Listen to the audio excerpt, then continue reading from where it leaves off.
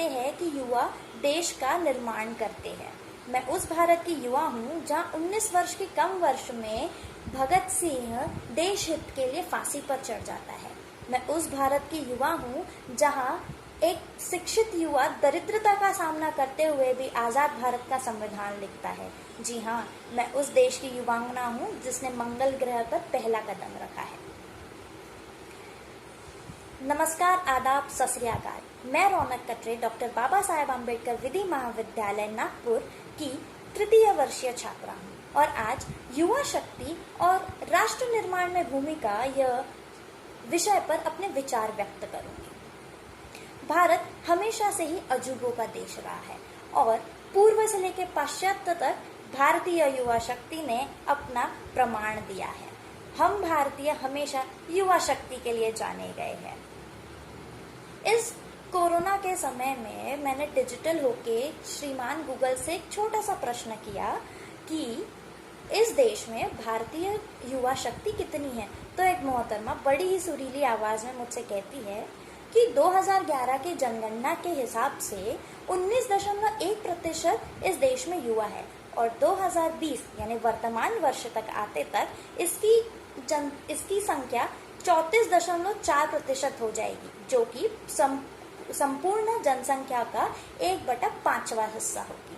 तो इससे मैंने एक सामान्य अनुमान लगाया कि जिस देश में 1/5वां हिस्सा सिर्फ युवाओं का हो, जो सबसे ज्यादा ऊर्जावान होता है, उस देश के ऊपर विश्व की कितनी नजर होगी और वह युवा शक्ति राष्ट्र निर्माण के कार्य में क्या कुछ नहीं कर सकती। यह वह युवा शक्ति है जो जल, नभ और थल को संजोए रखती है। हम वह युवा शक्ति है जो इस देश को एक साथ संजोए रखती है। जी हाँ, हम वह युवा शक्ति है जो उग्रवादियों से लड़ती है, जो दिन रात इस देश के लिए काम करती है और राष्ट्र निर्माण का एक बड़ा स्तंभ बनती है। मैं कैलाश सत्यार्थी जी के शब्दों में यह कहना चाहूंगी कि युवाओं की शक्ति पूरे विश्व के लिए सामान्य धन है।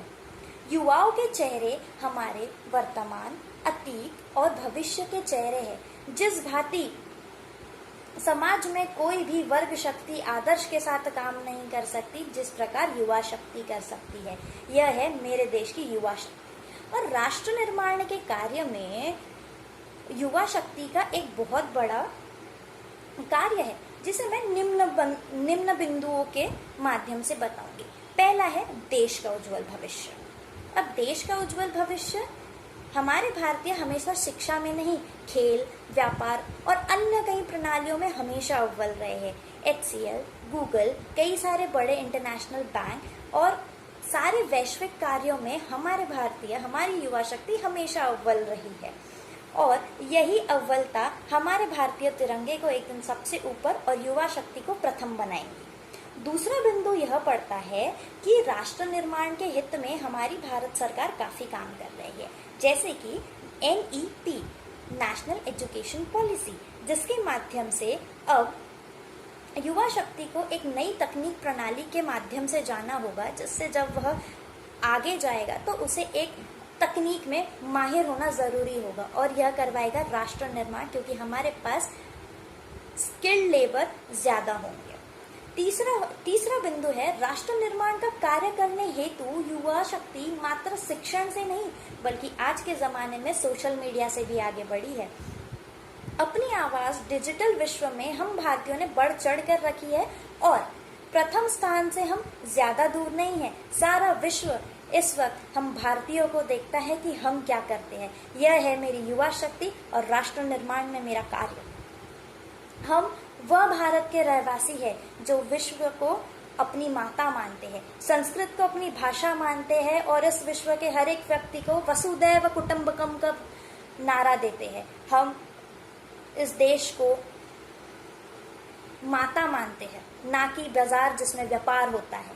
हम 29.9 करोड़ युवा किसी देश के लिए अतिशयोक्ति नहीं, पूरे विश्व के लिए एक प्रेरणा है और नए भारत का आगाम है। इसी के साथ मैं अपने शब्द खत्म करती हूँ। जय हिंद, जय भारत, नमस्कार।